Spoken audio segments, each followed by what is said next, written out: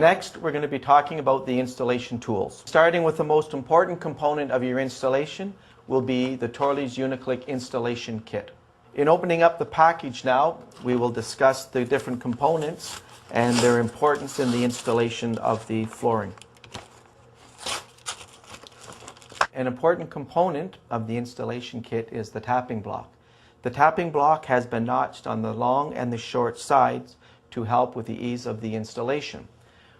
When affixed to the side of the flooring, you can see that the notch will not damage the tongue or the groove on the plank that you are tapping into place.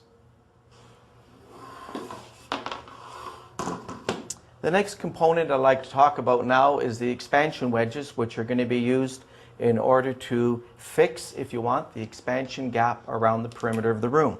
This expansion gap is set by using these wedges. These wedges can be adjusted in order to fill the expansion gap around the perimeter of the room so that the floor is held in place while the installation is occurring. The next component of our installation kit is our last board puller. The last board puller is a tool that's been designed so that when you're putting your last board against the wall or your last row, when there is no room to fit in the tapping block, you're going to use the end board puller.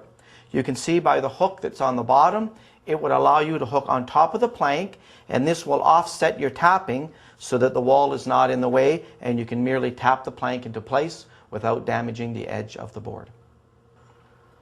To complete your installation, the following tools should also be used. Obviously a measuring tape, a pencil, you can use a handsaw, you can use a jigsaw. With regards to power tools, you could also use a chop saw or a circular saw in order to cut the flooring up, and you're also going to require to use a hammer in order to tap the planks into place.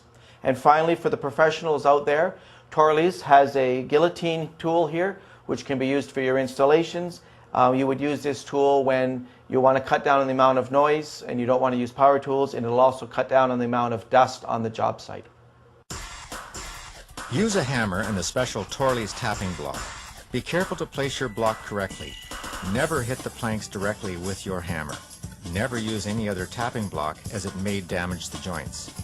Use the wedges around the perimeter to allow for the expansion gap.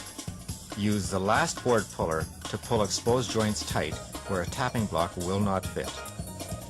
When sawing pieces of the planks, use a fine-tooth handsaw, jigsaw, or crosscut saw.